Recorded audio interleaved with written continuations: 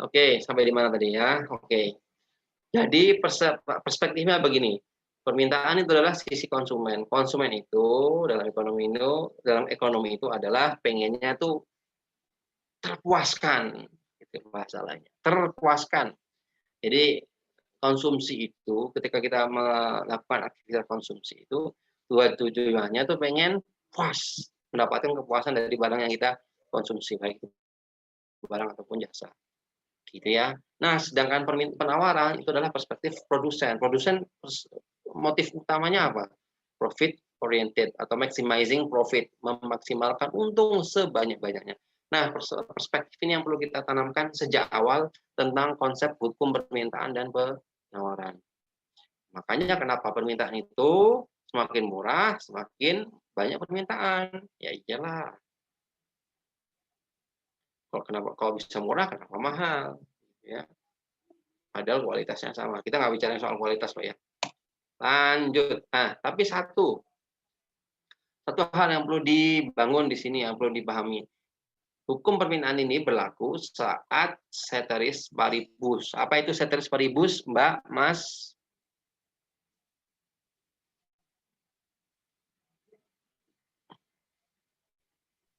Apa? Ceteris paribus. Faktor lain tidak mempengaruhi. Faktor lain tidak mempengaruhi. Oke, jadi faktor lain Ahmad siapa nama tuh, Mas? Namanya langsung nama aja, Mas. Namanya langsung nama aja. Ya. Namanya langsung nama ya, jangan ada nimnya dulu, nanti biar enak saya manggil. Coba di rename dulu. Tuhan, oke. Jadi ceteris paribus itu faktor lain dianggap tetap, ya. Faktor lain itu apa? Banyak. Faktor pendapatan, faktor jumlah penduduk tadi ya, faktor selera, faktor ekspektasi dan sebagainya itu dianggap tetap. Sehingga ketika faktor yang dianggap tetap, ketika harga naik, permintaannya turun dan sebaliknya. Oke, paham ya? Selanjutnya, apa ini? Nah, ini faktor-faktor yang mempengaruhi permintaan tadi ya, faktor lain dianggap tetap. Ini faktor yang lain. Harga barang itu sendiri tadi seperti harga barang sendiri itu mempengaruhi permintaan dan penawaran itu postulat utama dari hukum permintaan. Kan di video semoga Anda paham. Jadi jeruk dan mangga, kalau masih kurang paham coba dilihat lagi video saya. Ini saya cuma review ya, nggak jelaskan ulang loh ya. Anda sudah membuat video, kemudian saya sudah membuatkan video untuk Anda. Kalau saya harus mengulangi lagi, ya, terlalu panjang nanti. Kaos kaki, barang komplementer, kaos kaki dan suatu, badan netral, beras dan HP. Kemudian ada pendapatan rumah tangga, ada tiga barang inferior, apa namanya, barang apa itu namanya? Esensial, Pak. Esensial dan barang satu lagi barang mewah, bawang merah, bawang merah. Sukanya kalau saya bilang mewah itu jadi bawang merah. Brambang.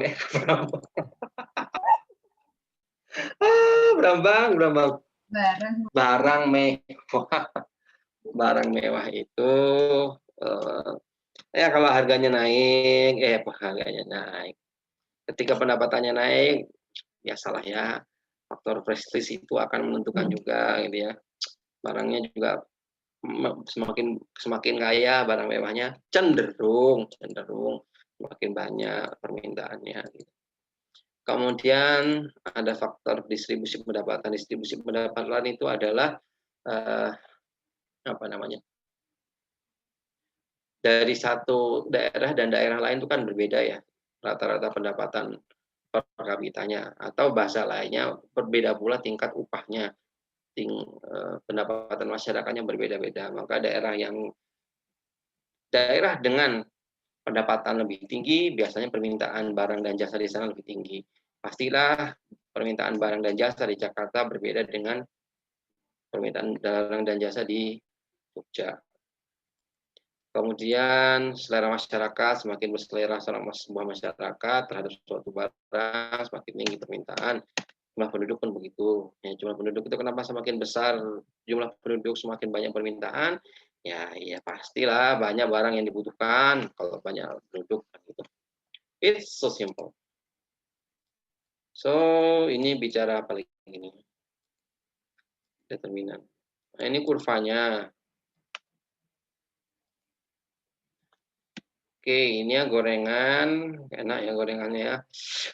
Sore-sore hujan-hujan, ada gorengan, Masya Allah. Jadi lapar sendiri saya, apa-apa cuma gambar. Kemudian, kenapa saya suka kasih contoh gorengan? Saya sudah cerita muncul di video, saya juga pernah jualan gorengan. Dan tutup, ya. Alhamdulillah tutup, 2 bulan tutup. Jadi, kalau Anda tanya gimana cara membuka bisnis dengan cepat dan menutupnya dengan segera, itu tanya saya, boleh.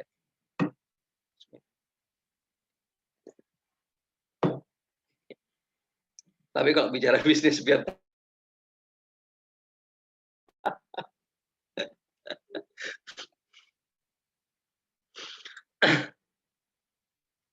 oke, sampai di mana tadi? Gorengan ya. Nah, ini namanya daftar permintaan. Daftar permintaan di sini ada keadaan titik ya PQRSD, harganya berapa, permintaan berapa. Ini namanya daftar permintaan. Lihat di sini, semakin turun harga, semakin banyak jumlah yang diminta. Bagaimana kurvanya bentuknya? Inilah. Tadi ada pertanyaan ya, ini kurva apa? Kurva permintaan. Kenapa kurva permintaan itu melereng ke bawah, nggak ke atas? Maknanya apa? Artinya apa? Cerita pengalamannya dong, Pak. Janganlah, itu bikin saya trauma. Nggak deh. Kenapa kurva permintaan itu miring begini? Karena yang mempengaruhi harga ya, Pak. Karena harganya naik, Pak. Harganya mempengaruhi permintaan gitu. Oke. Saya perlu jelaskan dulu, sebelumnya saya lupa. Kurva itu menjelaskan hubungan antara dua variabel ya yang ada di sumbu X dan Y. Dalam kaitan kurva permintaan, di situ ada variabel harga dan permintaan. Faktor variabel mana yang mempengaruhi? Variabel harga. P, harga. Ya, yang mempengaruhi harga, yang dipengaruhi permintaan. Kuantitas. Q. Oke, good. Nah, kenapa semakin turun? Karena hubungannya terbalik, ya. Harga dan permintaan itu terbalik, semakin tinggi harga, permintaan semakin rendah. Ini kok kalau ya di hubungan kehidupan kalian ya, kehidupan kita ya kadang ada yang kita sudah effortnya tinggi, malah responnya berbanding terbalik gitu. Ya apa? Itulah hidup. Ya. Lanjut. Nah, ini permintaan pasar dan permintaan individu dan permintaan pasar. Jadi permintaan pasar itu adalah gabungan dari permintaan individu gitu ya. Permintaan individu gimana? Misalnya gampang sederhana gini lah. Misalnya kita ada 50 orang dalam kelas ini gitu ya. Masing-masing kita kan punya selera masing-masing terhadap gorengan misalnya. Ada dari kita tuh yang 1 bulan tuh habis 10 biji gorengan, ada yang 20, ada yang 100 gitu ya. Ada yang nggak makan sama sekali gitu ya karena katanya jangan ini junk food, jangan. Kita hidup sehat. Ngomong gitu karena dia udah terlanjur gemuk kayak saya. Terus itu di total gitu ya, di total. Gitu. Kan belum lihat wajah saya. Kemudian ketika di total, dari total satu kelas itu kan kelihatan nanti. Satu kelas kita 50 orang, total permintaan dalam 1 bulan tuh berapa sih gorengan? Berapa sih yang dimakan habis oleh mahasiswa X kelas A ini? Nah, itu permintaan pasar. Harganya gitu ya. Ada yang your connection is unstable.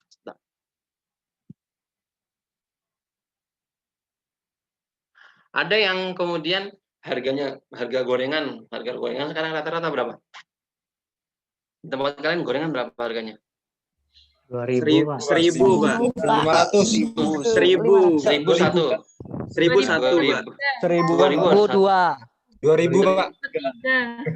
Oh, Bukis mahal 2000 Pak. bukis. Ah, kan beda-beda kan? Ada beda-beda kan? Ada yang 2000 dapat 3, ada yang 2000 dapat 2, ada yang 2000 dapat 1. Ada yang 2000 dapat apa-apa juga ada. Nah, itulah tingkat harga masing-masing. Karena mungkin di satu daerah harganya 2000 sehingga permintaannya rendah gitu, yang makan gorengan dengan harga 2000 per bijinya ya katakanlah permintaannya cuma 10 dan sebagainya. Ya, itu semua dalam daftar harga, dalam tingkat harga yang berbeda-beda. Itu nanti muncul di daftar permintaan ini. Jadi permintaan itu sebenarnya nanti gabungan dari seluruh barang yang terjual sebenarnya dalam sebuah perekonomian. Salah satu indikatornya itu, walaupun nanti perlu dicek dengan cara yang lain. Dan hanya dicek. Lanjut. Nah, ini pergerakan kurva permintaan. Pergerakan ya dari titik P ke Q, berarti harganya dari 6.000 turun ke 4.000. Q ke R berarti harganya turun dari 4.000 ke 3.000 dan seterusnya. Ini nggak begitu risau. Nah, ini dia. Satu hal yang perlu dicatat adalah setiap pergeseran kurva, baik itu permintaan maupun penawaran, kalau dia bertambah jumlahnya, maka pasti bergeser ke mana? Sebelah Kanan Pak. kanan. Ya, kanan kita ya, kanannya kita. Kalau berkurang, bergeser ke Kiri. patokannya kanan kiri aja biar gampang. Jangan pakai atas dan bawah. Oke. Karena kurva penawaran dan permintaan itu kan atas bawahnya itu beda-beda semua. Jadi kanan dan kiri kurva. Nah, oke, itu sudah pas. Ini contoh ketika pendapatan seseorang itu naik. Ketika pendapatan seseorang naik, maka kurva permintaan bergeser ke kanan. Ketika pendapatan sederhana itu untuk kurva. Ini gambar apa? Alah, ketahuan. Gambar apa ini? Tiwul. Ya, ini gambar. Ini harusnya Prof. Saida lihat ini ya. Ini makanan kesukaan Prof. Saida kemarin saya bilang. Katanya Mbok neneknya tuh suka bikinin tiwul gitu ya. Ini loh, tiwul tuh wujudnya kayak gini. Kalian yang belum pernah makan tiwul, besok kalau sudah ke Jogja, pergilah ke Gunung Kidul, carilah namanya tiwul. Apa itu tiwul? Tiwul itu singkong, terus ada kelapanya. Ya, ada kelapanya di situ. Enak kok. Makanan jajan sih ya. Lanjut. Tiwul ini barang inferior. Barang inferior gimana maksudnya? Barang yang ketika pendapatan seorang itu naik, bukannya bertambah permintaannya, justru menurun. Kenapa? Ya naik kelas dong. Masa makannya tiap hari tiwul? Ya makannya nasi, pizza, burger. Saya tidak merendahkan yang suka makan tiwul. Tidak. Oke. Ini adalah penjelasan terkait dengan inferior dan superior. Oke, itu ya. Ini kurvanya seperti ini. Pendapatan naik malah bergeser ke kiri. Khusus barang inferior. Oke, barang inferior itu tidak hanya tiwul ya, hanya tiwul, tergantung di daerah masing-masing apa. Misalnya kalau di daerah kalian makan utamanya sagu ya sagu misalnya. Atau sehari-hari kalian makannya nggak nasi tapi mie. Pizza masuk nggak Pak? Siapa? Masuk apa? Apa Mas? Pizza masuk nggak? Apa? Pizza. Pizza? Kenapa pizza? Pizza inferior yang enggak. Ya enggak lah Mas, ada orang pizza makan jadi pizza murah dari mana ceritanya pizza murah Mas? Oh, kecuali Pizza Hut yang dijual di pinggir-pinggir jalan tuh loh. Itu lumayan 15.000. Lumayan itu. Mbah itu Pizza Hut dari bulan apa itu saya nggak paham. Oke, pendapatan naik. Sekarang penawaran sebaliknya. Kenapa penawaran itu semakin tinggi, harga semakin? Penawarannya semakin? Turun. Semakin tinggi harga, kenapa penawaran semakin? Tinggi. Turun. Semakin rendah. Turun. Penawaran itu Semakin- harga semakin tinggi, semakin banyak barang yang ditawarkan. Ingat produsen ya. You are a producer, you are a kapitalis. Jangan ngomong kapitalis di sini. Ngomongin produser, produsen. Dari kacamata Anda- pengusaha berarti ya, Pak. Kacamata pengusaha atau produsen. Jadi pikirannya pengusaha gini loh ya. Kalau bisa harganya tinggi, diuntungkan tambah banyak. Ketika untung banyak, yaudah. Nah, itulah hukum penawaran. Tapi kan nggak serta-merta dia dikasih harga tinggi, produksi tinggi, kemudian laku, enggak kan? Nah, itu nanti keseimbangan pasar berbicara. Apa aja yang mempengaruhi penawaran? Harga barang itu sendiri, ini sudah saya jelaskan kemarin. Saya mau highlight di biaya produksi.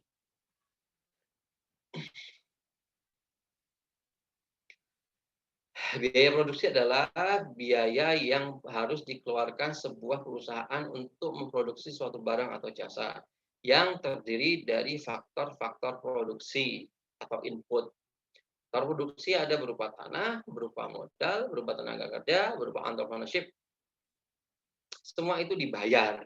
Tanah berupa sewa tanah atau gedung, modal berupa uang, gitu ya, tenaga kerja berupa upah, kemudian apalagi tadi, entrepreneurship itu itu juga berupa keahlian biasanya juga fee. Nah, semuanya itu harus dibayar oleh pengusaha, begitu ya. Jika salah satu faktor ini naik, maka akan berpengaruh pada biaya produksi. Contoh, Anda punya perusahaan apa ya? Pengen punya perusahaan apa deh? Sini ceritain ke saya. Saya aminin sekalian, kita amanin. Ayo. Siapa yang pengen punya usaha, cerita sini? Startup. Bandara, Pak, bandara. Fashion, Pak. Bandar beras. Bandara, Pak. Startup, Pak. Startup. Bandar beras. Gas, Pak. Kasino, Pak. Barang-barang elektronik, Pak. Multimedia. Pak, maaf masih di unmute. Pak, Bapak Pak masih di mute. Kalian pengen buka kasino syariah gitu ya? Allah, naudzubillah min dzalik. Kalian bikin nama-nama tuh prostitusi syariah. Naudzubillah min dzalik. Astagfirullahaladzim. Astagfirullahaladzim. Janganlah ya. Tapi kalau kasino dibikin syariah itu menarik juga. Gimana caranya, Pak? Oh bisa, tapi isinya bukan judi. Jadi kasino tuh nanti isinya kajian-kajian ilmiah gitu. It's impossible. Nggak usah terlalu berhalusinasi. Kalau kalian pernah ke mana itu di Malaysia, Genting Island tuh ada kasino di sana, luar biasa. Orang Muslim Malaysia tuh nggak boleh masuk ya, tapi Muslim luar Malaysia tuh boleh masuk. Bapak pernah, Pak? Oh pernah, di luarnya nggak berani masuk saya. Takut tergoda. Bahaya, godaan itu besar. Ya banyak. Tapi ya Allah. Ya ada yang ngechat. Siapa tahu dia juga pernah ke kasino.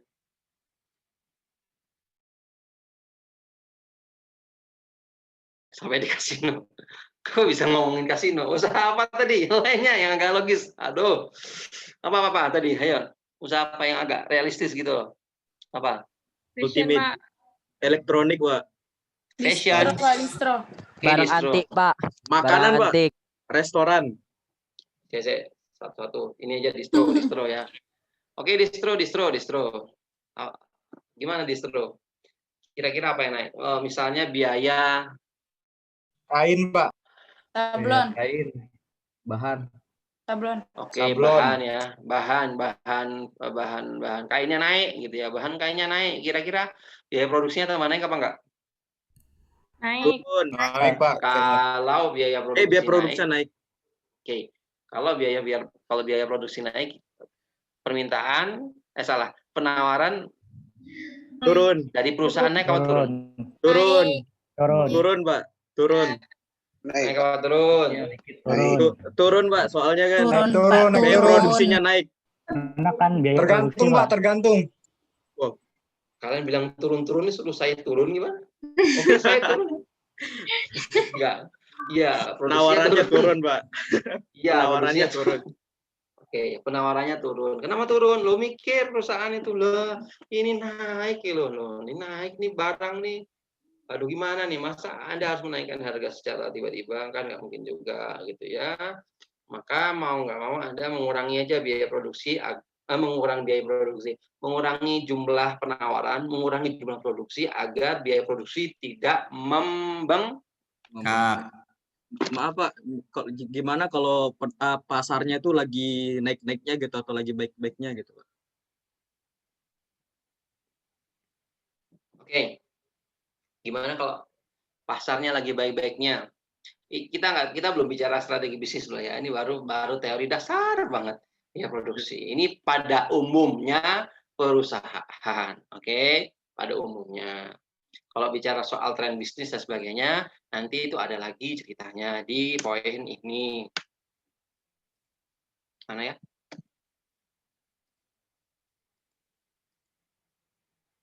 Tujuan perusahaan. Tujuan perusahaan itu karena lagi ngetren bisnis odading atau apa sih itu yang lagi viral. Siapa yang bikin Boba viral Pak, tuh namanya? boba. Boba, Pak. Boba. Bisnis ikan Boba. cupang, Pak. Harganya ratusan juta. Cupang skip. Terus tujuan perusahaannya itu apa dulu?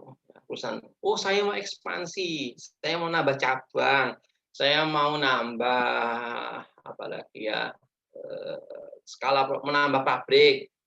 Maka kalau gitu penawarannya bertambah berkurang, ya harus bertambah dong. Beda kalau tujuan perusahaan ini begini lagi COVID begini, aduh ini kalau saya kencengin, saya gaspolin produksi, bisa hancur nih perusahaan. Kalau gitu saya tahan dulu, maka pasti penawaran akan berkurang.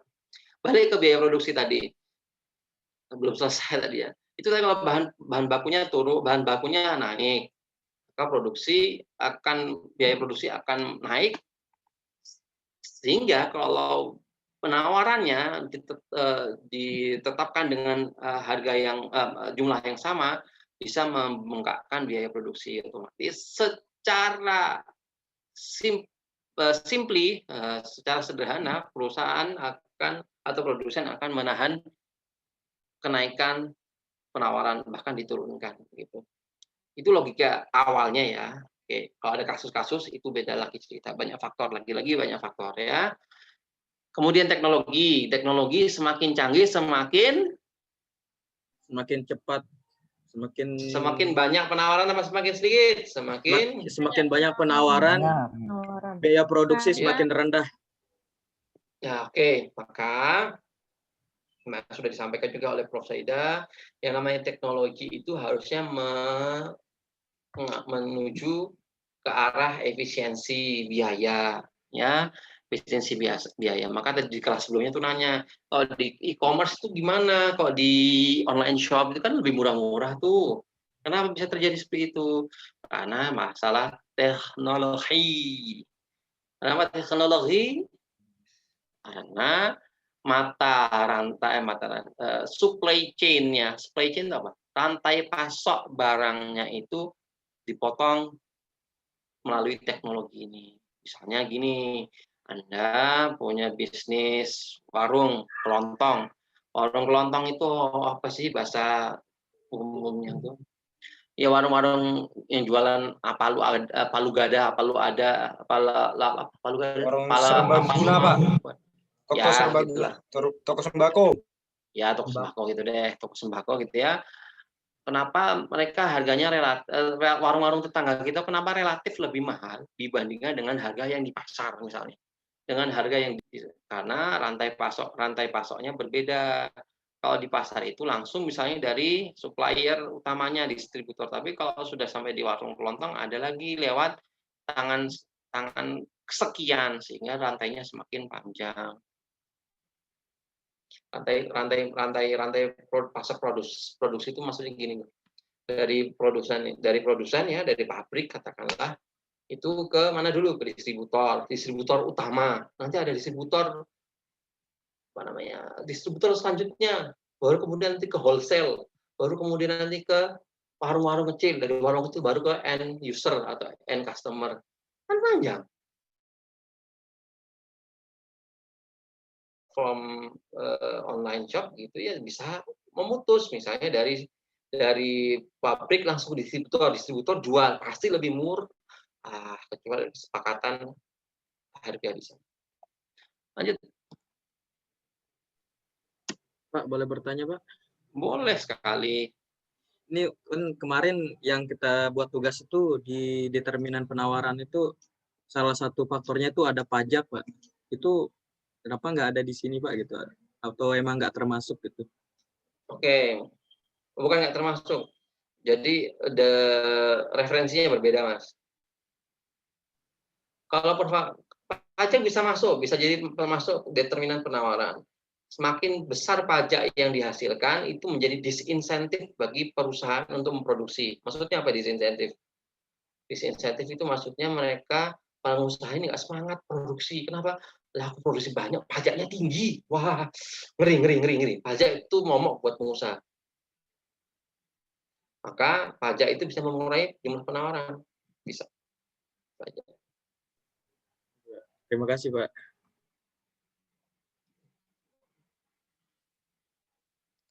Ini kurva. Kalau kurva penawaran sebaliknya ya, berbanding lurus ke atas, dari kiri ke bawah, dari kiri bawah ke kanan atas. Kenapa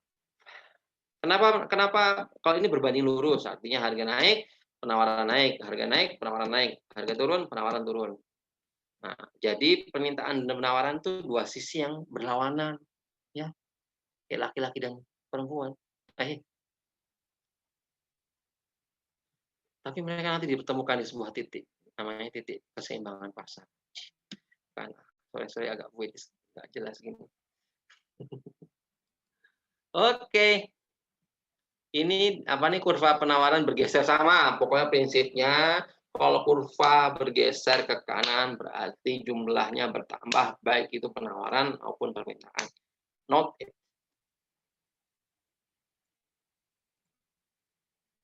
Oke. Sekarang apa tadi ya, antara permintaan dan penawaran mereka saling menjauh satu sama lain ya, satunya naik, satunya dari atas ke bawah, satunya dari bawah ke atas. Jalan mereka berbeda tapi nanti ketemu di sebuah titik. Mereka akan bertemu ya di sebuah titik yang kemudian membuat mereka bahagia. Tapi apa syarat mereka bahagia? Syaratnya adalah ketika Dipertemukan. ada nih, ketika bertemu. Kalau ketika bertemu berarti apa yang sama? Tujuannya yang sama. Jumlah pertambahan, Pak. Iya, persamaan frekuensi, kesamaan visi. Ini nggak jelas di soal kuliah pranikah jadinya. Oke. Kuncinya ada di persamaan. Ada yang sama. Apa yang sama kalau di keseimbangan pasar? Supply sama dengan demand. Yes. Number of quantity of demanded and quantity of supply is equal. Jadi sama jumlahnya ya. Jumlah penawaran, jumlah permintaan sama. Supply and demand. So, kalau Anda ingin menemukan pasangan hidup Anda, samakan visi Anda. Astagfirullahaladzim. Waduh, direkam lagi. Viral nih nanti. Bisa ditonton ulang nggak, Pak? Astagfirullahaladzim, tolong jangan diupload. Nanti diedit, Pak. Jadi story WA. Jangan. Dan dipotong. Gak apa-apa, Pak. Nanti Biar ada yang Biar viral, Pak. Biar viral. Jangan. Lucu-lucu. Jangan. Karena dapat penghargaan, Pak. Dosen termotivator. Aduh. Nggak jelas. Astagfirullahaladzim. Oke. Nggak apa-apa. Sampai di mana? Kurva. Ya, sampai ketemu di sebuah titik yang namanya equilibrium. Equilibrium itu apa artinya? Titik perpotongan, titik temu. Ya, titik temu equilibrium. Equilibrium itu titik yang seimbang. Mulai lagi nih. Astagfirullahaladzim. Saya jadi gak konsen gara-gara tadi. Lanjut slide selanjutnya aja, Pak. Oh iya. Enggak, kalau saya nggak lagi lihat slide, saya lihat wajah kalian ini. Oke, jadi equilibrium itu titik keseimbangan pasar. Oke, ayo lanjut. Nah, bagaimana cara menentukan dan mendapatkan keseimbangan pasar? Mendapatkan titik keseimbangan. Gimana caranya? Dengan Ketiga. Angka, kurva, matematis. Pilih yang mana? Kurva aja, Pak. Kurva. Pasti Bingung kurvanya, Pak. kurvanya. Oke, sabar ya. Pertama, menentukan keseimbangan dengan angka dulu. Oke. Ini jam berapa nih? Kita kuliah sampai jam berapa sih? Jadwalnya sampai jam berapa nih? Tolong ingetin saya. 17.35. Jam 5, Pak. 5, Pak. 17. Masih lama, Pak. Lanjut, Pak. Oh, masih lama. Oke. Menentukan keseimbangan dengan angka. Sebentar. Maksudnya gimana menentukan keseimbangan dengan angka? Caranya lihat, ada daftar permintaan dan penawaran. Pertanyaan saya, di manakah titik keseimbangan itu berada? Di harga 3.000, 3.000. jumlah yang diminta Harga 3.000, 500, Pak. jumlah ditawarkan 500. Kenapa di harga 3.000? Saat Sama. jumlah yang Oh, yang diminta sama. dan ditawarkan itu sama, Pak. Jumlah yang ditawarkan dan yang diminta sama. Sama. Oke. Supply and inilah. demand. Nah, ya, supply as equal as demand. Oke. Jadi jumlah yang ditawarkan dan jumlah yang diminta sama. Maka disitulah titik keseimbangan. Ya. Walaupun berbeda, tapi mereka bisa bersatu. Itulah titik equilibrium. Lanjut. Ya. Nah, di atasnya ada surplus. Surplusnya itu gimana maksudnya? Surplusnya 800, surplusnya pada harga 4.000 berapa? 300 ya, 500 dan 800. Apa yang terjadi saat surplus? Itu barang mau diapain?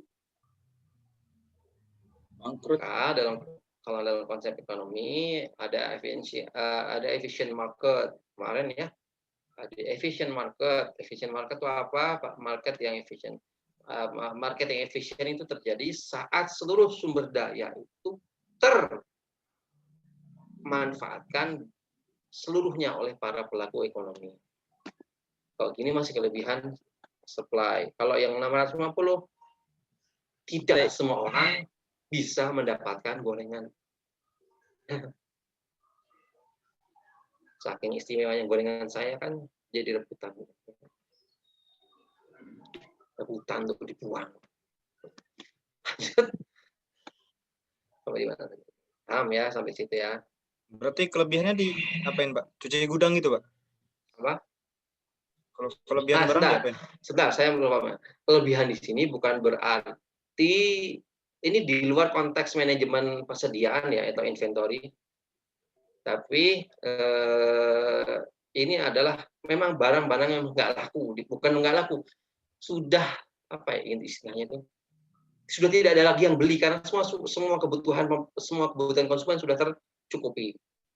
Maka dalam ekonomi jangan sampai oversupply, jangan sampai. Makanya tadi ada kemarin saya bilang tadi ada market yang efficient market. Kalau belum mencapai efficient market, kemungkinan akan ada surplus atau shortage. Apakah mungkin mencapai efficient market? Hampir sulit, tapi teorinya begitu. Sudah apa-apa ya. Mosi tidak percaya. Anda nggak percaya sama saya, Mas? Pasti bawa-bawa. DPR, Pak, DPR buat DPR. Oh, tulislah yang jelas. Ini nontonnya lihatnya ke saya. Seakan-akan Mosi tidak percaya ke saya.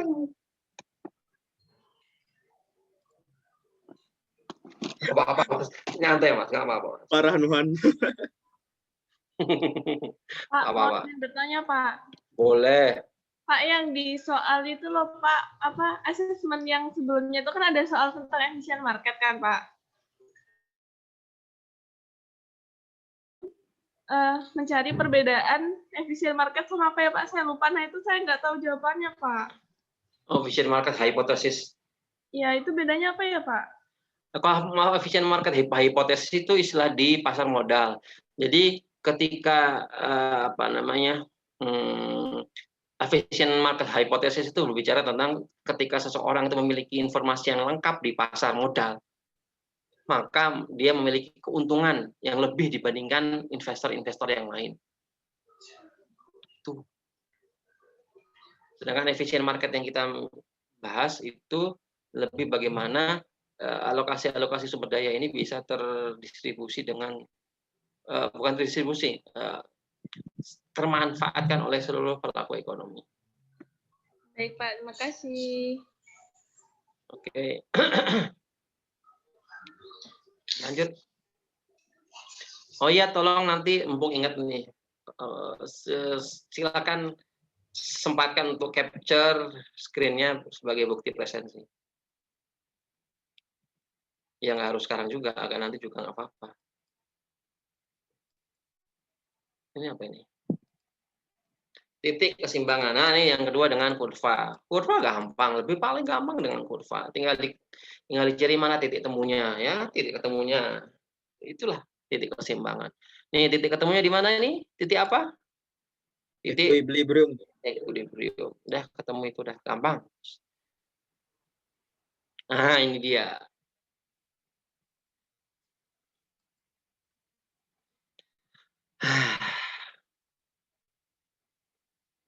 Gimana? Yang hitung-hitungan gini. Apa yang kalian pusingkan dari hitung-hitungan ini? Nggak ada kan? Di matematika konon katanya ada juga. Iya nggak? Disuruh buat fungsi permintaan. Sama. Variabelnya Pak kadang bikin pusing. Sekarang ini sama Pak. Sama kan? Permintaan penawaran juga kan? Iya Pak. Tugasnya itu sama. Tugasnya sama, suruh bikin fungsi. Fungsi permintaan dan penawaran. Ya sudah, berarti saya nggak perlu jelasin lagi. Oh, masih nggak paham Pak. Jelasin lagi lah Pak. Kepala kita sariawan.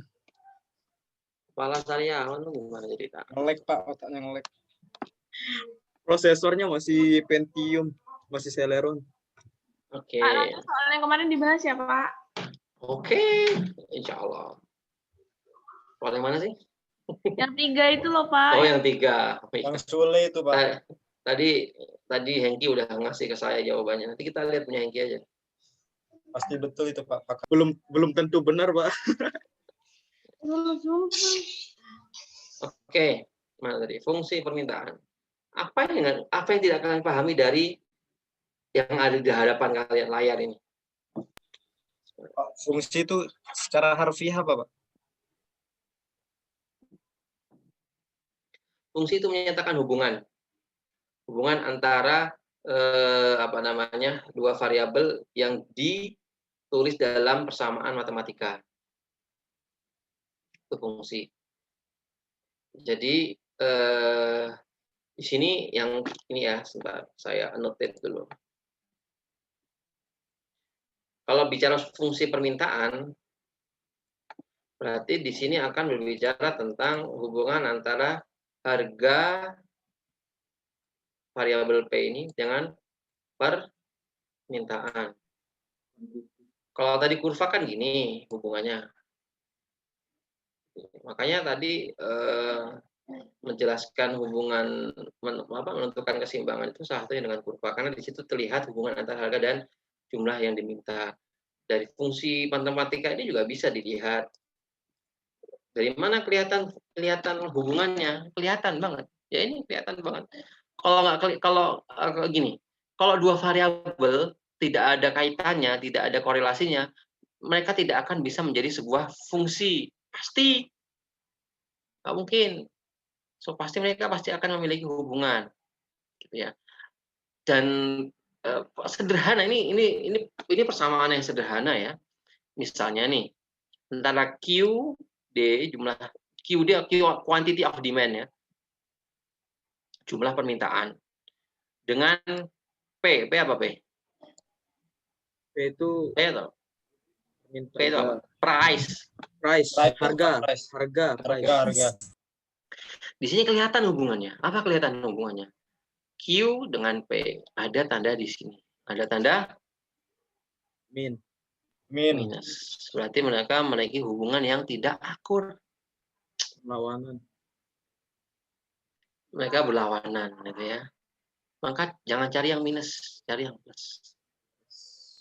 Berarti jangan cari kacamata, Pak ya? Iya, kacamata maksudnya. Oke. Sama juga fungsi penawaran juga begitu. Nah, pertanyaan selanjutnya adalah dari mana nih angka-angka muncul? Bukan begitu? Nah, itu, Pak. Iya, Pak. Saya pun lupa nih, dari mana angka ini muncul dulu? Enggak. Jadi angka ini muncul dari mana? Munculnya itu dari data. Dari data. Dari data apa? Data perubahan jumlah permintaan maupun perubahan jumlah penawaran di berbagai tingkat harga. Nanti ada contohnya. Tapi lihat dulu di sini deh. Yang pertama, oke. Ini dua fungsi mau diapain ini? Mau diapain? Di substitusi. Mau diapain ini? Dengan QS. Diseimbangkan. Diseimbangkan. Nah, kita mau ngapain dulu tuh? Tujuannya mau diapain dulu ini, ya kan? Mau dipersamakan. Tujuannya adalah, ya Allah kasihan ada yang digangguin adiknya malah. Mohon maaf ya, Pak. Nggak apa-apa, malah jadi lucu. Adiknya suka ikut kuliah ya. Nanti dia ikut asesmen CP1B. Selalu ikut. Kemudian sampai di mana tadi? Oke. Tergantung tujuannya mau diapain fungsinya. Kalau mau didiemin aja juga nggak salah kok. Tapi kita tujuannya adalah untuk menentukan keseimbangan pasar. Gimana cara menentukan keseimbangan pasar? Ingat, syaratnya apa tadi? Syaratnya keseimbang? Syaratnya seimbang apa tadi? Mempunyai visi yang sama. Sama. Mempunyai Ada yang visi sama. Ada yang sama. Cari persamaan ya. Nggak mungkin dua orang yang berbeda semuanya kemudian bersatu. Tidak ada persamaannya. Kalau terlalu banyak berbeda, nanti banyak ributnya. Astagfirullahaladzim. Mulai lagi kan. Ya Allah, aduh jangan diviralin, tolong jangan. Kok bojoku dulu aja. Sampai di mana tadi? Jangan bilang orang tua kalian lihat kuliah saya. Duh, pusing nanti dosen macam apa begini. Nyesel kuliahin anak. Nyesel kuliahin anak di UI di dosen begini.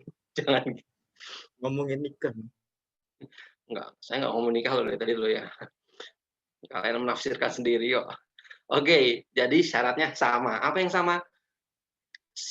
Jumlah permintaan dan jumlah penawaran sama.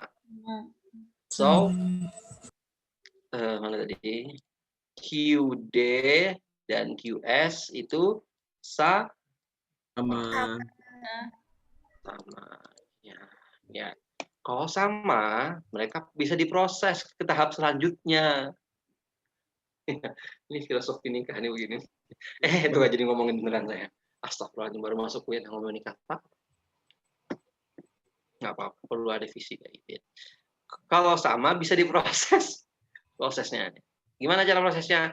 Masukkan fungsi ini masing-masing, disubstitusi ke QD dan QS. Masuklah ini ke sini, ini ke sini. Sampai di sini paham? Paham. Iya, paham. Jangan ada pertanyaan, Pak, kenapa sih mereka harus disamakan? Kenapa sih mereka harus disandingkan? La ilaha illallah Muhammad Rasulullah. Harus bersatu. Karena mereka harus bersatu ya. Nah, kata mereka betul. Maka bisa diproses tahap selanjutnya. Oke. Masukkan fungsi masing-masing ke dalam persamaan ini. Ya. 650 min 1/20 P dan seterusnya. Terus habis ini diapain? Pindah ruas. Pindah ruas, dijumlahkan, dikurangi.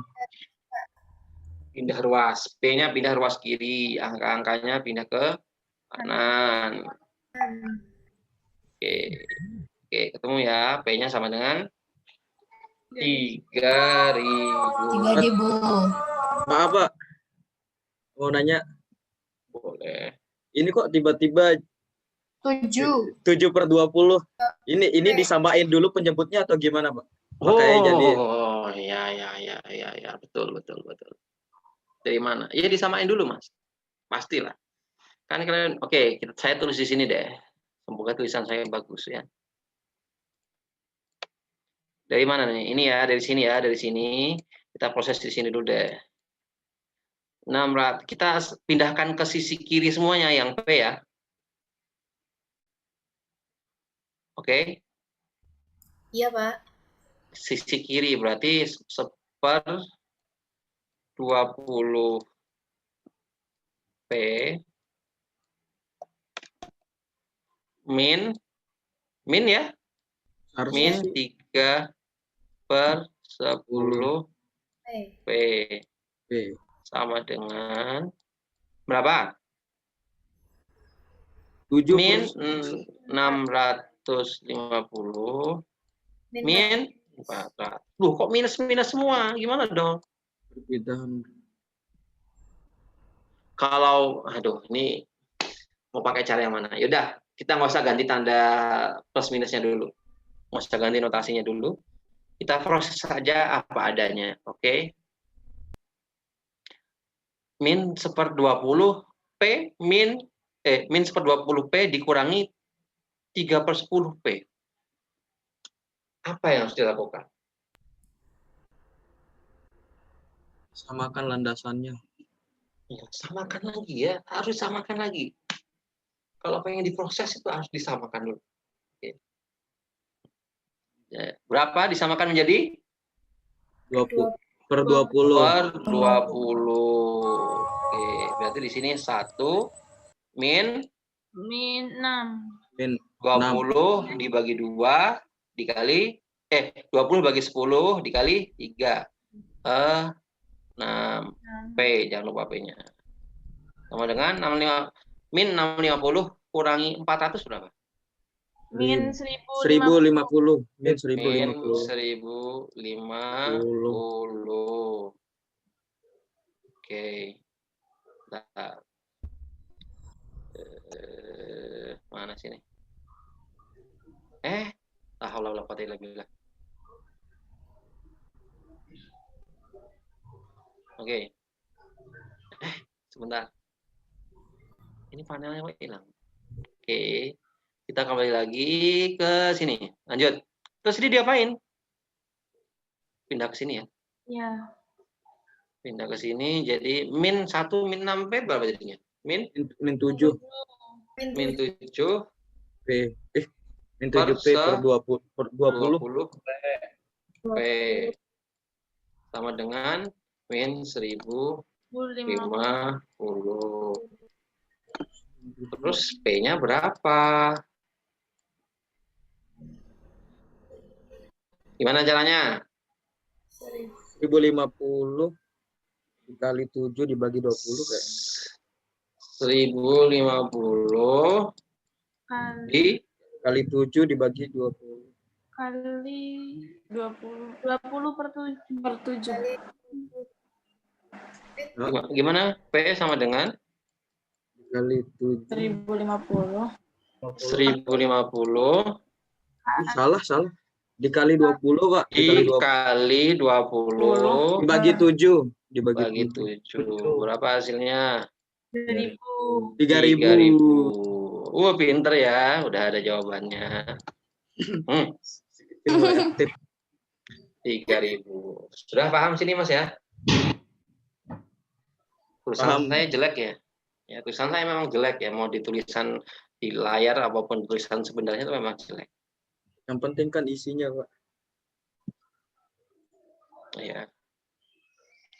Wita sudah maghrib. Oh, udah ada maghrib. Serius maghrib? Iya Pak, di Wita maghrib Pak. Jam berapa sekarang? Di sini jam 6. Di sini udah selesai adzan, Pak. Oh, kalian di Indonesia Tengah ya? Monggo, kalau yang mau sholat dulu silahkan, nggak apa-apa. Nggak apa-apa nih Pak, live Pak. Jangan live lah. Oh, matiin kamera.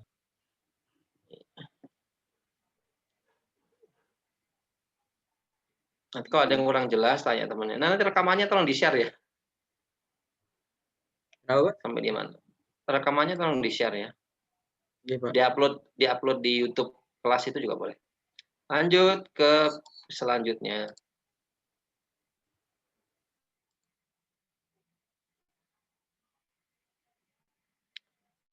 Lanjut.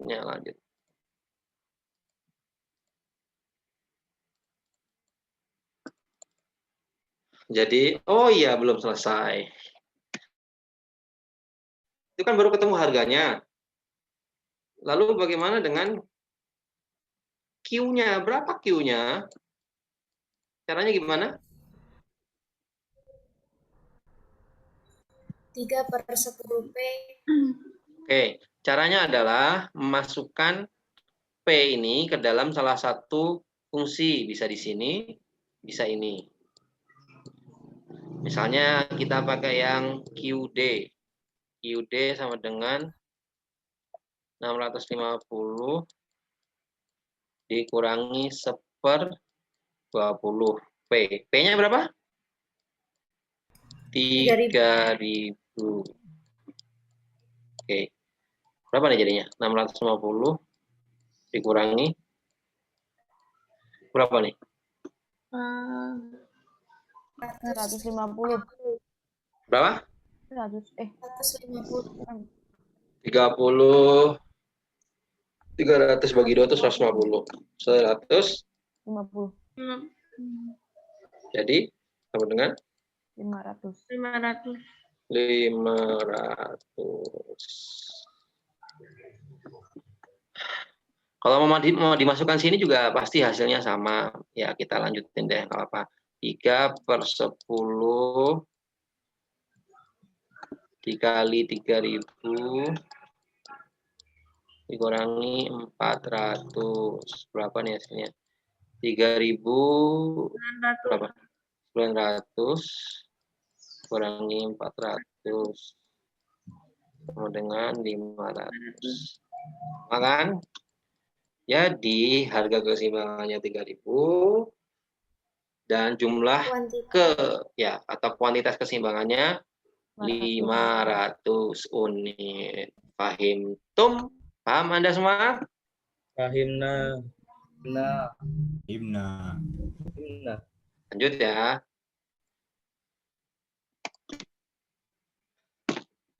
Ini coret-coretannya banyak. Lanjut ke slide selanjutnya. Waduh, contoh. Yo, siapa yang mau ngerjain? Ini udah loh. Harusnya hari ini harus bicara elastisitas. Ada yang mau ngerjain?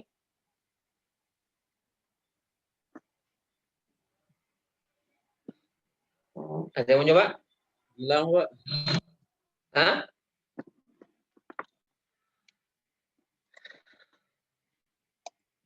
Langsung aja lah dijawab ya. Oke, diketahui fungsinya ini.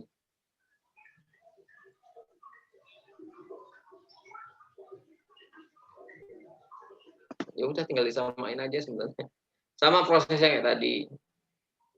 Masukkan kedua fungsi itu, diproses, ketemu P. Sama slide-nya saya bagi. Ada yang mau tanya soal ini? Dulu? No, lanjut. Nah, ini dia.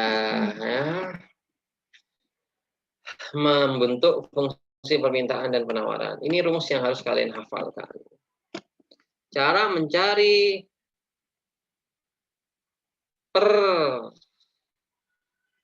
membentuk fungsi atau menuliskan fungsi, menentukan fungsi permintaan maupun penawaran, rumusnya menggunakan ini. P itu apa? P itu ya variabel P, itu nggak usah diganti-ganti.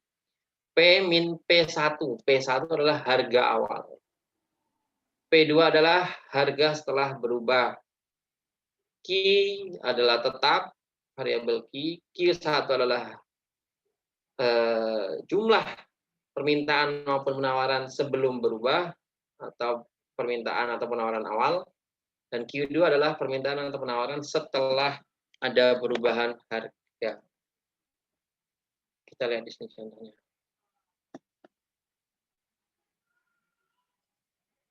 Coba lihat di sini.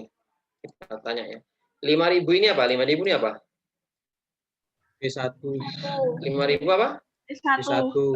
P1. Harga 20? awal. Oke. 20 Q1. 7.000? P2. P2. P2. 10? Q2. Q2. Oke, ini tinggal dimasukin ke rumus. P. Saya buat di sini aja deh.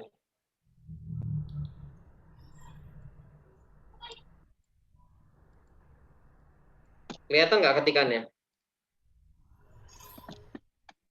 Kelihatan, Pak. Kelihatan? Kelihatan. Kelihatan. Oke.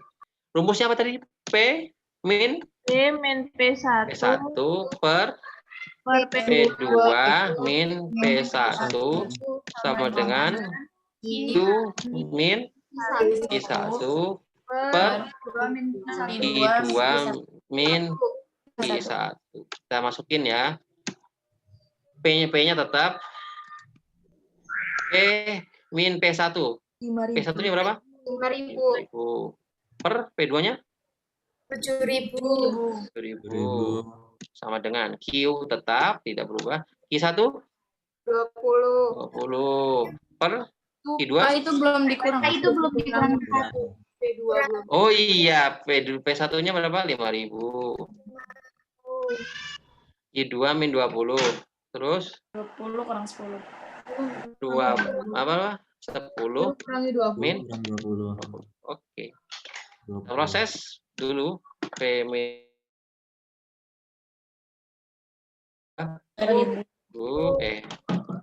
sama dengan Q min 20 per min 10. Terus diapain? Pindah. Kali silang. Silang. Kali silang. Apa yang dikali? P-5 kali min 10. Oke. 2.000 kali Oke, karena kita mau mencari fungsi permintaan, maka biar lebih mudah bacanya, variabel Q, yang Q itu kita letakkan di ruas sebelah kiri ya. Q min 20 dikali 2000. Dikali 2000. Sama dengan P min 5.000 dikali min 10. min 10. So, berapa perkaliannya? Kok berubah? Bentar. Oh. Q kali 2.000 jadi berapa? 2000 Q. 2.000 Q. Q kali 2.000 dulu. Terus min 20 kali 2.000 Min 4. 40.000. berapa? 40.000. 40.000. 2000. Sama dengan Min 10. min 10 P 50. min 5.000 dikali min 5.000 kali min 10 plus 50. 2.000 Q pindah ya, 40.000 pindah ke ruas kanan. Kenapa pindah ke ruas kanan? Menyari Begitu.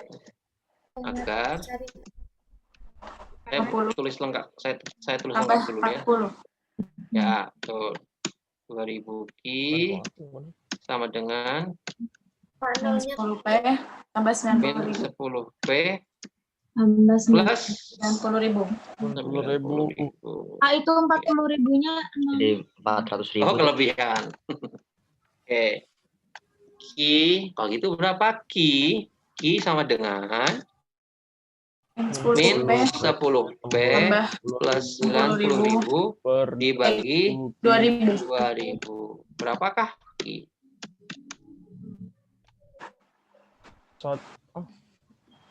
Berapa? Min 10. 1 per 2 200 B Nah, 205. min 1 per 45. plus 45.000. 4 45. 45. Oke, ketemulah fungsi permintaan.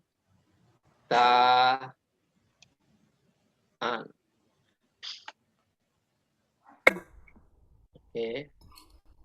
Sampai di sini paham, teman-teman? paham, Mbak. Paham, Pak, insya Allah.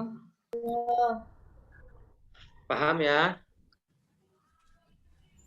Oke, good. Sekarang jam berapa nih? Oke, bentar lagi.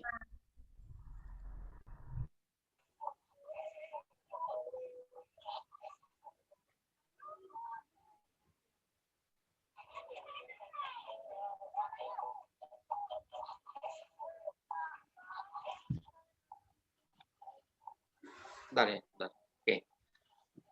Masih ada tulisannya. Ini jawabannya sama ya. Nah, ini telur naik, warga buru telur pecah. Kapan pula? Nah, saya mau menjelaskan pergeseran kurva. Oke, gini. Saya mau tanya ke Anda. Ini squadnya udah lengkap lagi belum? Masih ada yang sholat?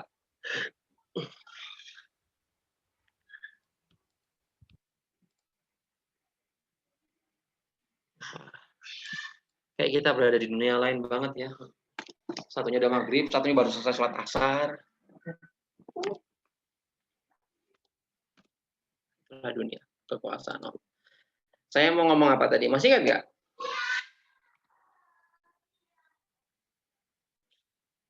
Ini kurva apa ini? Kurva keseimbangan pasar. Ya, kurva keseimbangan pasar. Kira-kira saya mau ngapain ini? Mau Ini, keseimbangan pasar. ini kurva mau saya apain ini? Geser. Geser, betul sekali. Kita geser-geser kurva dulu ya sekarang ya. Kita geser kurva. Sekarang pertanyaan ke Anda. Kita geser kurvanya. Nggak usah lihat tulisan yang lain, fokus saja ke kurvanya. Nggak usah lihat tulisan yang di atasnya. Misalnya, saya tanya ke Anda. Ada kasus begini, ini kurva keseimbangan awal. Nah, ketika kurva permintaan, ketika demand itu bertambah, apa yang terjadi pada kurva permintaan? Bergeser ke kanan. Bergeser ke Kanan. dan oke, asumsinya itu. Kasusnya. Kita buat saja, ulangi. Kita buat kurva demand-nya nyamping. Kelihatan garisnya ya? Kelihatan, Pak. Oke. Ini adalah kurva demand yang bergeser ke kanan karena jumlahnya bertambah. Pertanyaan selanjutnya, saya mau tanya ke Anda. Di manakah titik keseimbangan yang baru? Di E atau E1? E1. E1. Oke. Kenapa di E1 nggak lagi di E? Karena demand-nya udah berubah. Karena demand-nya sudah berubah. Pada kasus seperti ini, apa yang terjadi pada harga? Harga naik. Harga? Dan Harganya? Harganya naik. Harganya naik. Kenapa bisa naik? Karena permintaannya bertambah. Karena permintaannya bertambah, sedangkan penawarannya tidak berubah. Artinya stoknya tidak ditambah, tapi permintaannya bertambah. Akibatnya barang menjadi lebih langka. Kalau dilihat garisnya di sini, ini garisnya nih. Nah, garisnya nih. Titik keseimbangan barunya di sini. Ini dia. Ini ada P1. Ini P. Jadi naik ya. Oke, paham. Sip. Sekarang saya mau tanya lagi, kalau pertanyaannya, apa yang terjadi pada kurva penawaran apabila penawarannya berkurang?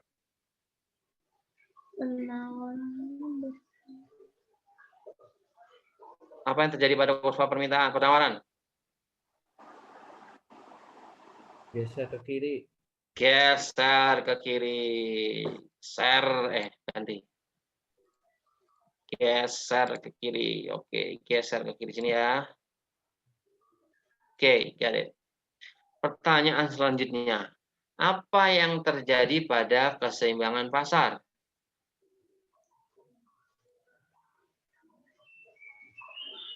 Keseimbangan pasarnya berubah nggak? Berubah. Ke titik E1. Apa yang terjadi pada harga? Harganya naik. Harganya? Harganya Naik. Harganya juga Naik. naik. Ini kasusnya persis seperti tadi. Penawarannya cabai itu permintaannya tetap, tapi karena sedang musim hujan banyak yang gagal panen sehingga stok berkurang. Maka harga cabai melonjak. Ya. Pak masih bingung. Bingung. Oke. Yang bingung di bagian mananya? Kenapa harganya naik? Oh iya. Bagus sekali. Oke, nggak apa-apa. Itu pertanyaan dasar tapi penting. Nih lihat di sini, Mbak. Mbak Iya, siapa Pak. yang nanya tadi? Ya. Yes, Pak. Mbak Dias. Mbak, lihat di sini. Kelihatan nggak? Iya, kelihatan, Pak. Apaan yang kelihatan loh? Nih, oke, lihat di sini titik keseimbangan pasar yang awal. Salah, maaf. Keseimbangan pasar yang awal di Oke. Harganya katakanlah 1.000 gitu ya, biar gampang. 1.000 gitu ya. Nah, ketika penawarannya berkurang, kan kurva pindah nih ke sini, ke kiri kan, S1. Otomatis yang berpotongan mana antara kurva penawaran yang baru dengan kurva permintaannya? Berpotongannya di titik mana? Apakah masih di titik E atau titik E1? E1. E1. Nah, karena dia bertemunya di titik E1, lihat di sini. Kan semakin ke atas harganya semakin bertambah, maka itulah kemudian menyebabkan harganya menjadi naik 2.000 misalnya. Begitu ya, Mbak? Baik, Pak. Terima kasih. Oke. Lihat sumbunya ya. Ini sumbu kompor, sumbu Y, sumbu harga semakin ke atas kan semakin tinggi. Sumbu X kan sumbu kuantitas jumlah. Semakin ke kanan semakin banyak jumlah barangnya. Oke, saya mau tanya selanjutnya. Kalau jumlah permintaan bertambah dan jumlah penawaran juga bertambah, jumlah demand-nya bertambah, supply-nya bertambah. Dan pertambahannya jumlahnya sama. Apa yang terjadi? Yang terjadi adalah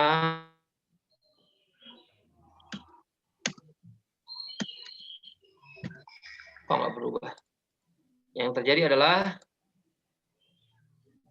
sama-sama bergeser ke kanan. Oh. Tapi kalau lihat ini kan bingung kayaknya. Nah, kita ulangi dari sini. Kita cek dulu ya. Permintaan bertambah ke, kalau permintaan pindah ke, geser ke kanan. Geser ke kanan. Oke, tadi pernyataan kedua, penawaran juga bertambah. Jumlahnya sama. Maksudnya jumlahnya sama tuh gimana? Maksud jumlah yang sama adalah, saya buat dulu kurvanya ya.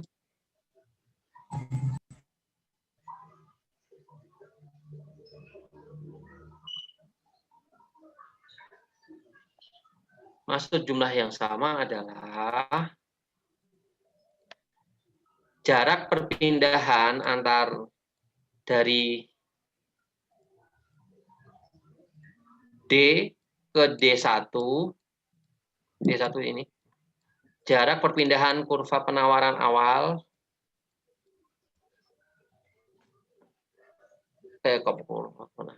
jarak perpindahan ini, perpindahan dari kurva D ini ke D1 dengan jarak perpindahan antara kurva S dan jarak antar perpindahan dari kurva S ke S1 ini jaraknya sama. Ini sama nih.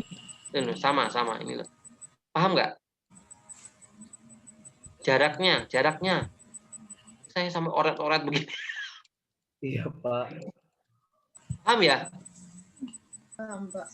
Paham nggak? Saya tanya serius ini. Paham ya?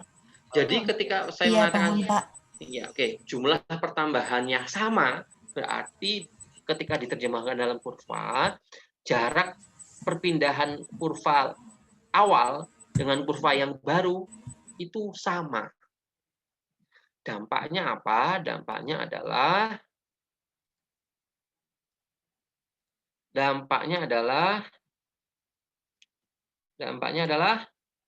apa? Apa yang terjadi pada harga?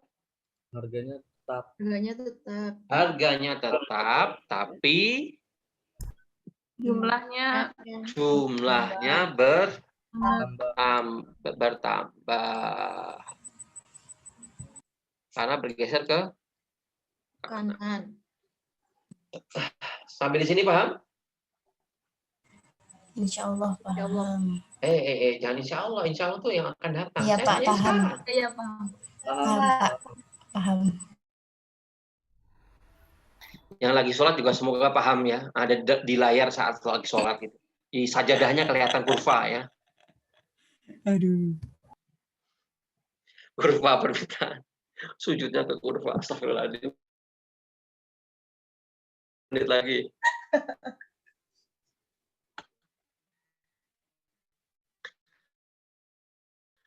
Lanjut.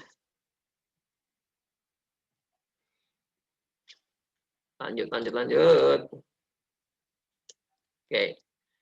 Kasus untuk kasus ekonomi ini. Nah, saya mau tanya selanjutnya.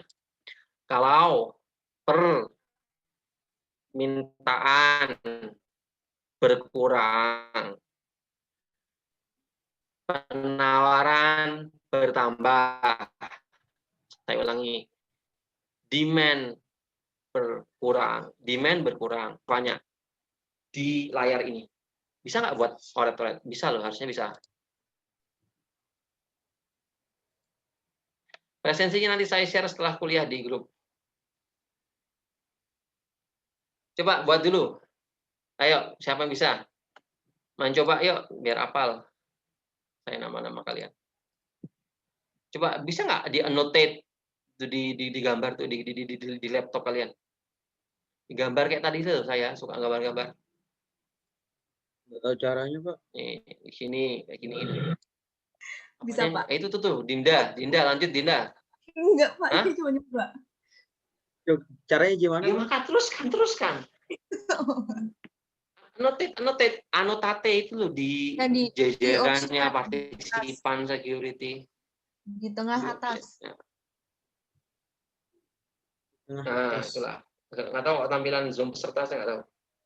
Tengah atas Zoom yang saya scroll premium down. soalnya. Ci. Annotate, Pak. Ya, Dari kampus. Anotate ya, annotate. Orek-orek. Nah, dibuat kasusnya, permintaan berkurang, penawaran bertambah. Coba dibuat kurvanya. Bentar, Pak.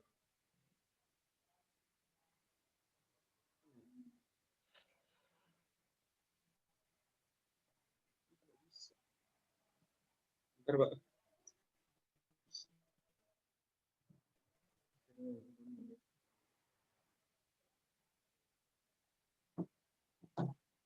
Mana nih? Siapa yang membuat? Yuk, boleh. Lebih dari satu orang boleh kok, nggak apa-apa.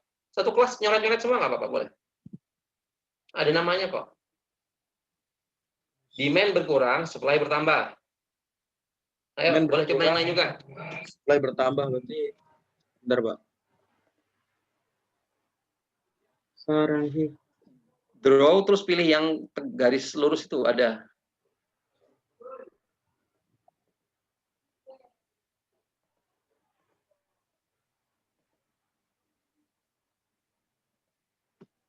Kurvanya jadi warna-warni.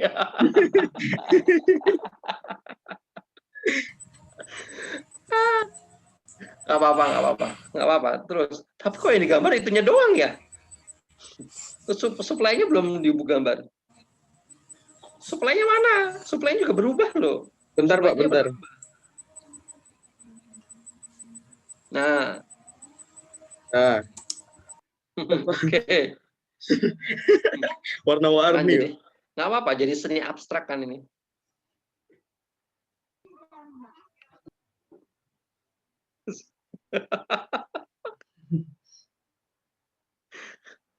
Oke, no problem.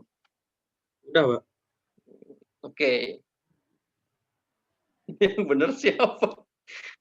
Oke, nggak apa-apa. Saya tandai yang benar. Saya tandai.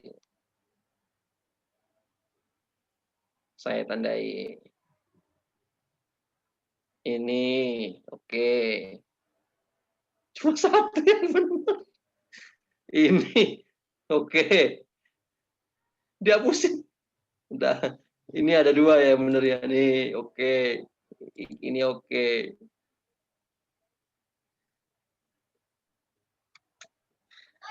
Ingat. Kenapa ada 4, ada ini yang saya tandai, karena permintaannya itu berkurang. Bergesernya kemana? Ke kiri. Ke kiri. Kiri. Maka yang saya kasih love ini. Oke. Hey.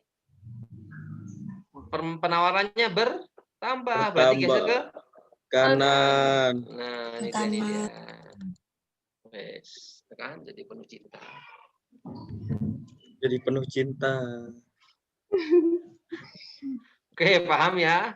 Oke. Sama, Pak. Paham. Hapus semua. Siap. Masih ada lagi slide selanjutnya ya. Masih ada nih sama kok. Nah, ini terakhir. Last slide. Oh, soalnya mau dibahas ya? Aduh, nggak sempet ini, Mbak. Gimana dong, Mbak? Nomor 1, Pak. Nomor 1. Oh iya, maaf. Kemarin nomor 1 yang di soal video itu salah ya. Jadi pasti saya nggak paham. Iya kan, soalnya salah. Iya, Pak. Ya. Soalnya salah itu, salah. Ada data yang tidak lengkap. Oke, ini terakhir dari slide saya sebelum sedikit soal ya. Satu soal aja. Ini adalah kondisi kurva ketika penawarannya bertambah sedikit, tapi permintaannya bertambah lebih banyak. Akibatnya apa? Harga naik. Harga naik. Ini salah satu sebab mengapa ini terjadi.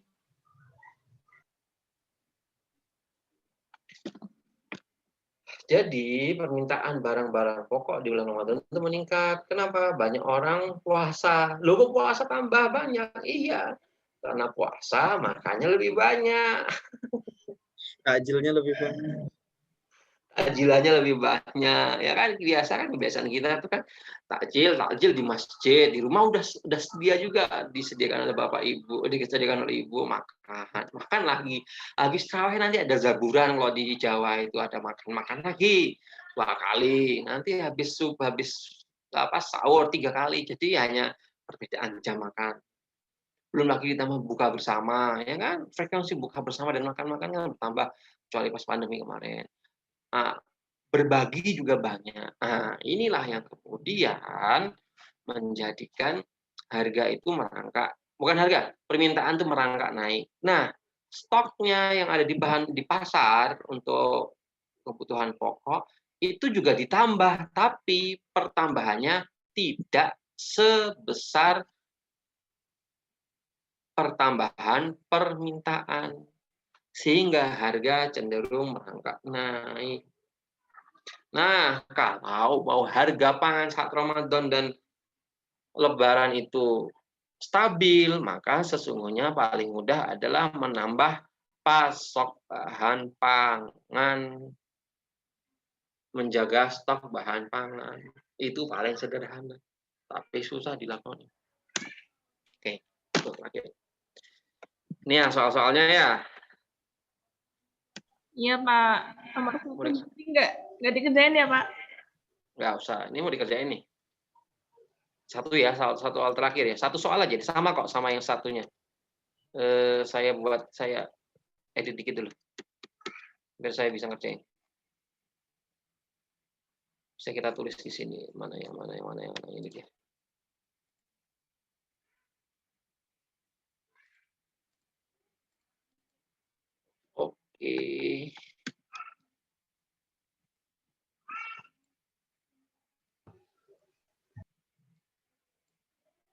Oke.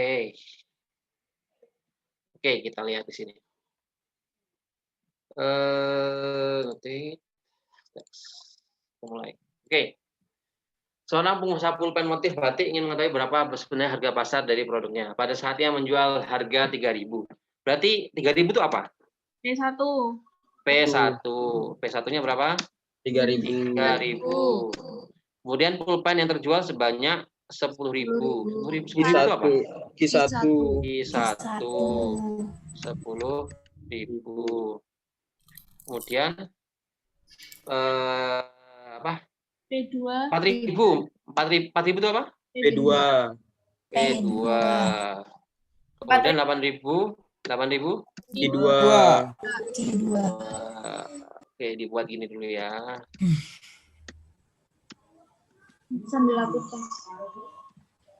Terus apa lagi? Ngapain? Rumus Pak.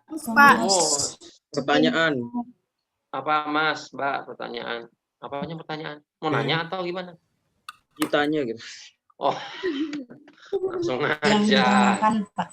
Langsung aja P min P1 per P2 min P1. Terus rumusnya dulu. Sama I dengan min Q1 Min per Q1 I2 min Q1. Q1. Oke, P tetap. P1-nya berapa? 3.000. 3.000 Bagi P2 4.000. dikurangi P1 per 3.000 sama dengan I min 10.000 I I min 10.000 per 8.000 kurangi 10.000. Ntar saya tambah. Oke, jadi P min 3.000 per berapa? 1.000. Sama dengan I min 10.000 bagi Min 2.000. Min 2.000. Oke, good. Kali silang. P min 3.000 dikali 2.000 sebentar. min 2.000 Ya, Q-nya aja yang di kanan kiri. Q min 10.000 dikali Kali 1.000. kali 1.000. Oke. Terus P min 3.000. min 2.000. 3.000 kali min 3.000 Kali min 2.000. dikali Min Min 2000. Min. Bikin soal. Kerjain soal. Apa jadinya 1000 I 1000 Ki 10 juta. apa? Terus 10 juta. 10 juta plus 10 min min 10 Min? juta 10 juta. 10 juta 10 juta Juta. 70 juta. banyak ya. banyaknya uang orang. Min terus min 2000 2000 V P Tambah terus 6 juta. 6 juta. tambah 16. 6 min 6 juta. min tambah apa kurang? min 6 juta Tambah. Min 3000 plus, kali plus. min 2000 loh. plus Tambah 6.000. plus 6 juta 6 6 juta 6 juta Pak. Oke.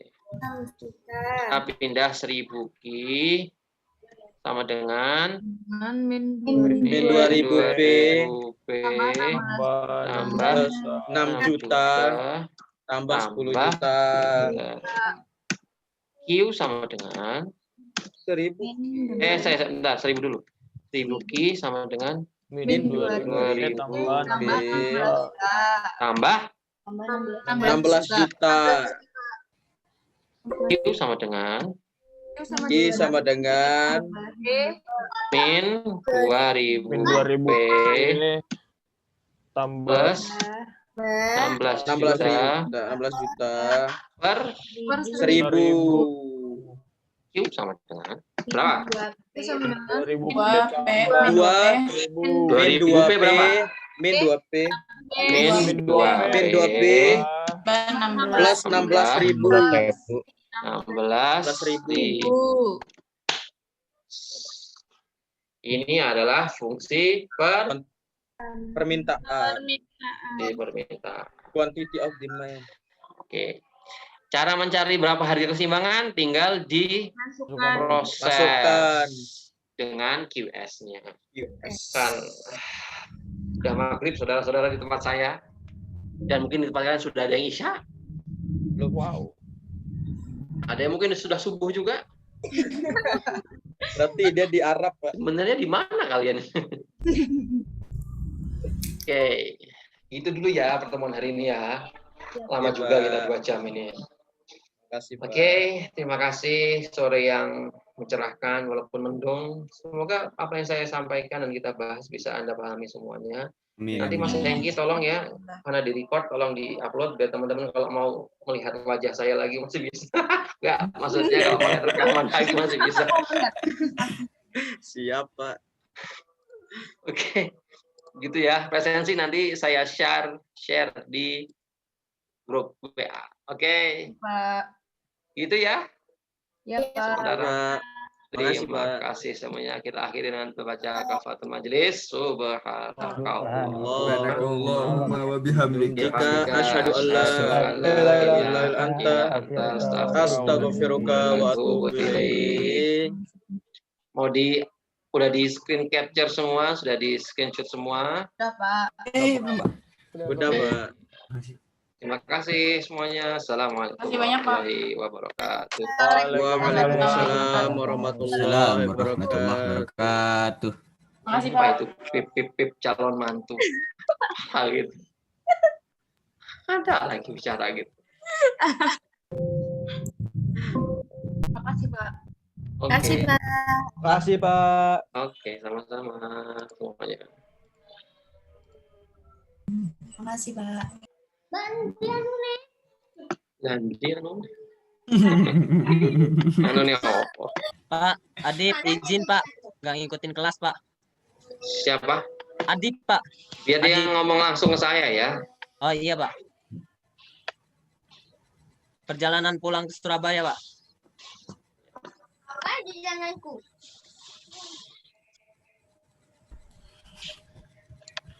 Silakan live nggak live saya matiin ya.